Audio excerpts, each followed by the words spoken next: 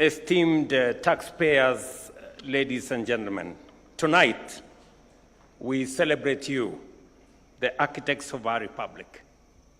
We honor you and the millions of Kenyans whose diligence and patriotism build this nation shilling by shilling, day by day. Your contribution keeps our children in school, our hospitals open, our roads connected, and our institutions stable. You are the backbone of our republic. As the Kenya Revenue Authority marks 30 years of service, the last 3 decades tells a remarkable story of Kenya's transformation, a story of enterprise and resilience, of innovation and opportunity, and of a nation shaping its destiny through hard work and unity of purpose. In this journey, Kenya Revenue Authority has been both a driver and a mirror of our progress. From a modest revenue office, it has grown into a cornerstone of our economic sovereignty. In 1995, Kenya collected, as was said by the Commissioner General, 122 billion in revenue. This past year, we surpassed 2.57 trillion, a 21-fold increase that has built our schools and hospitals, powered our infrastructure, and strengthened our sovereignty. We are steadily on track to hit the 3 trillion mark this financial year.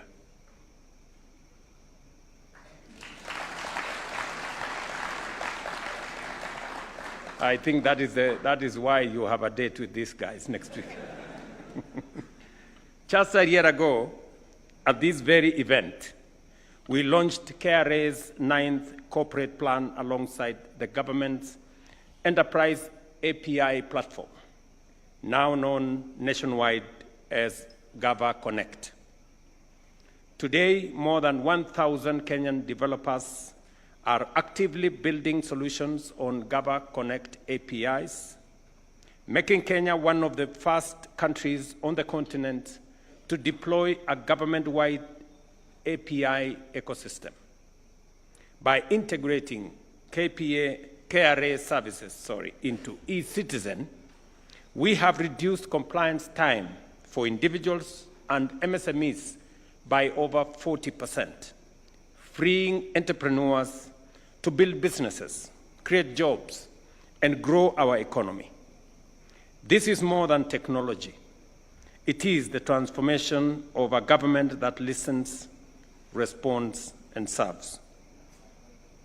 Kenya is also among the earliest countries in sub-Saharan Africa to begin integrating artificial intelligence-powered risk engines into tax compliance, placing us firmly at the frontier of modern public administration.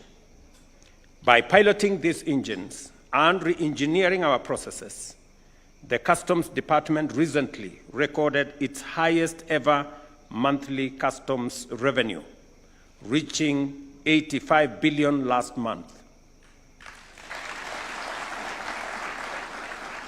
Domestic VAT collections have also strengthened, rising from 20 billion a month in the year 2021-2022 to 28 billion this year. These efforts affirm a shared conviction that technology is not merely a tool of efficiency, but the heartbeat of a government that is transparent, responsive, and accessible to every Kenyan. Ladies and gentlemen, Kenya's economy continues to navigate global headwinds, including shifting trade patterns, fiscal constraints, and the impact of climate change. Yet we remain steadfast in our pursuit of inclusive and sustainable growth, as demonstrated by the 9.1% revenue increase in the second half of last fiscal year, despite these challenges. Accordingly, Every shilling collected must deliver visible results. Every taxpayer must see value for their contribution, and every public institution must operate with transparency and integrity. This is why the government is implementing fiscal reforms to seal leakages, rationalize expenditure, and direct resources towards programs that deliver the highest social and economic returns. At the heart of these reforms is fairness in taxation and public spending. Nation building is a collective effort that calls for participation, contribution, and shared responsibility. Paying taxes is not merely a legal obligation. It is an act of patriotism and solidarity, a collective commitment to the Kenya we all aspire to build. As we advance our agenda of economic renewal, we remain committed to empowering micro, small, and medium enterprises, the informal sector, and above all, our youth, the heartbeat of our future. MSMEs now contribute 33% of Kenya's GDP and employs close to 15 million people, translating to 86% of our workforce. Yet they account for just 1% of tax revenue. This imbalance is not a burden. It is an opportunity, and we are seizing it. KRA has established the Micro Small Taxpayer Department dedicated exclusively to assist individuals and MSMEs pay their part. This new unit is focused on serving the 1.2 million MSMEs currently in the tax base and facilitating the onboarding of over 5 million more, delivering simpler processes, personalized support, and a fairer and more accessible tax experience. While 3 million Kenyans in the formal employment contribute 600 billion in taxes annually, the remaining 17 million registered taxpayers contribute only 17 billion. This new department will help expand our tax base, ensuring everyone shares the responsibility of nation building. Additionally, KRA has rolled out the electronic rental income tax system, which aims to collect Kenya shillings 80 billion annually, up from the current 14 billion. To further simplify compliance, KRA services are now available on WhatsApp and USSD, making it easier than ever for every Kenyan to fulfill their civic duty. Today, we recognize our top taxpayers. We celebrate the spirit of partnership that drives our nation forward. To every individual and institution represented here, I extend the government's deepest gratitude. Your compliance enables us meet national obligations and secure a better future for generations ahead. Let this day remind us that nation building depends on a simple partnership: citizens who contribute and institutions that serve with integrity. To KRA, keep pushing forward, innovate, simplify, build trust, and serve every taxpayer with efficiency and respect.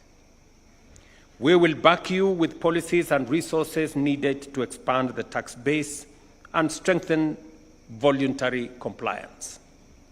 Ladies and gentlemen, our success is measured not by revenue targets, but by transformed lives. Every shilling must create opportunity: a job for a young person, markets for a farmer, growth for a business, and better healthcare and education for every citizen. As we mark 30 years of KRA and 20 years of Taxpayers' Day, let us commit to a Kenya where fairness, integrity, and responsibility define us, and where every contribution counts. Together, let us build a culture of integrity that strengthens our development and fuels our national confidence. A Kenya that works for all of us. Thank you very much for finding time to come to this evening's event.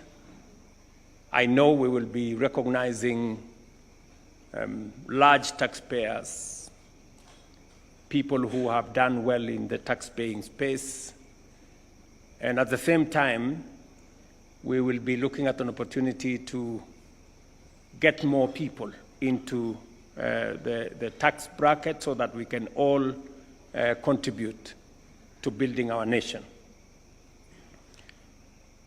I am informed by the Kenya Revenue Authority that even the people who don't pay taxes, it is not their wish not to pay.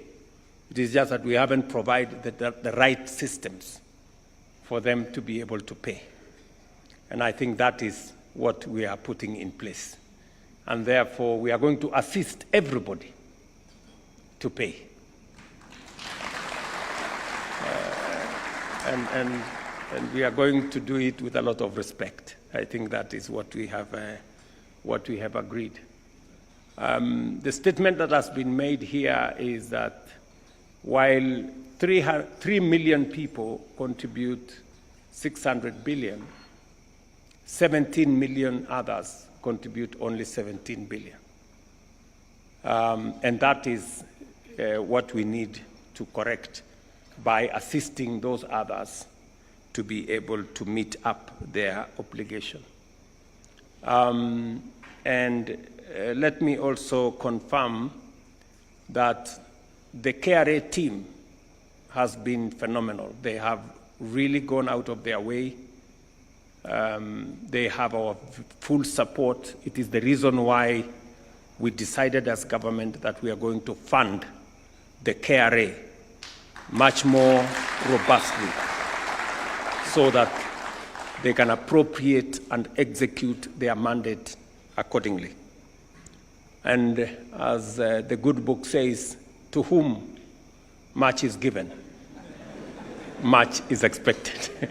So, Mr. Chairman, Mr. Commissioner General, and your teams, you know what that means. So I wish you well. Congratulations on all the good that you're doing. And we will continue to innovate the way we spend our taxes. We will continue to seal the loopholes and eliminate the leakages and innovate on how we can leverage on our taxes to achieve more with what the Kenyan people are paying. We will continue to do this with, and I want to commend Parliament for what they are doing, the leadership in Parliament, the chairs of both the Finance and Budget in both houses. They have been of great support and help, and the committees responsible. And this great ceremony would not have happened if there were no guiding policies and if there were no budgets passed. So I want to say thank you very much to all the teams that have made it possible for us to collect taxes and for us to be able to do what we must do for the people of Kenya. Enjoy your evening. I'm told you have an opportunity, did you say to eat their taxes or something? So, asanteni sana.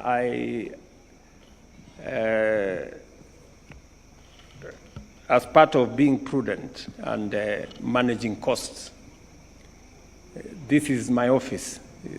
So, you are coming for dinner in my office. My boardroom is normally around here, if you come during the day. And it is because this is where I do cabinet. It's because the resources for use by my office were reduced by John Buddy and the people there in Parliament. But it's been a great moment because we have innovated how to use this space, and that's why this space now is a meeting room for a big event and also a dinner place for you here. So karibuni sana, and I want to commend Parliament. You know, when I requested Parliament to facilitate the construction of this facility, it was because we were having tents here that were 2-3 times more expensive than this building. We have recovered the resources that we were using in tents.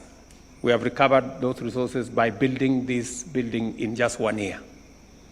So it speaks to many things that can happen. So thank you very much. God bless you. Have a great evening. See, a round of applause for His Excellency one more time. Your Excellency, I appreciate. Let's take our